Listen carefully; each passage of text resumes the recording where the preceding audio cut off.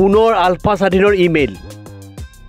তিনিচুকীয়াত বহিৰাগতৰ বিৰুদ্ধে প্ৰতিবাদ কৰাত গ্ৰেপ্তাৰ কৰা লোকসকলক বিনা চৰ্তে মুকলি কৰি দিয়ক। ভঙা ভঙা দুটামান অসমীয়া শব্দ ক'লেই জিপি সিং থলগিৰি দৰদি হৈ নাযায়।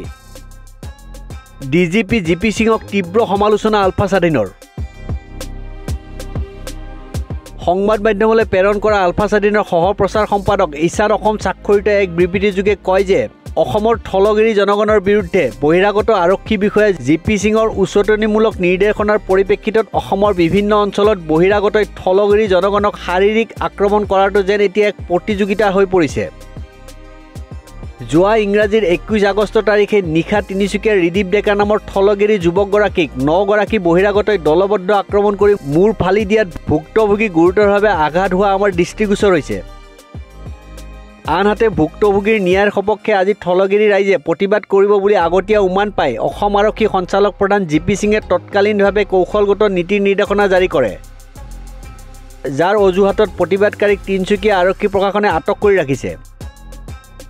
উল্লেখ্য যে ভঙা ভঙা দুটামান অসমীয়া শব্দ ক'লেই জিপি সিং থলগিৰি দৰদি হৈ নাযায়। বহিৰাগত বিষয়া আৰু বণিক গোষ্ঠীয়ে অসমত কেৱল সম্পদ লুণ্ঠন আৰু থলগিৰিক দমন কৰিবলৈহে আহে, যি বিগত দশক ধৰি প্ৰমাণিত হৈ আহিছে আৰু আজিও সেই ধাৰা অব্যাহত আছে।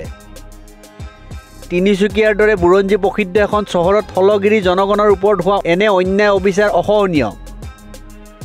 গতিকে তিনিচুকীয়া আৰক্ষী প্ৰশাসনে আটাইকেইগৰাকী অভিযুক্তক অনতিপলমে কাৰায়ত্ব কৰি উচিত ব্যৱস্থা গ্ৰহণ কৰক। আনহাতে উক্ত ঘটনাৰ বাবে হোৱা প্ৰতিবাদত তিনিচুকীয়া ডুমডুমা পেঙেৰি আদিত যিসকল লোকক আৰক্ষী আটক কৰিছে তেওঁলোকক চৰ্তহীনভাৱে মুক্তি কৰি দিয়ক। বহিৰাগত বনিয়া আৰু আৰক্ষী বিষয়াৰ এনে দমন নীতিক প্ৰতিহত কৰিবলৈ থলগিৰি যুৱক যুৱতী আবাল বৃদ্ধা বনিতা সকলোৱে মাউসে ওলাই আহক। এনে একোখন গণ আন্দোলনলৈ আমাৰ সমৰ্থন থকাৰ উপৰিও প্ৰয়োজন সাপেক্ষে কায়িকভাৱে অংশগ্ৰহণ কৰিবলৈ আমি সদা প্ৰস্তুত।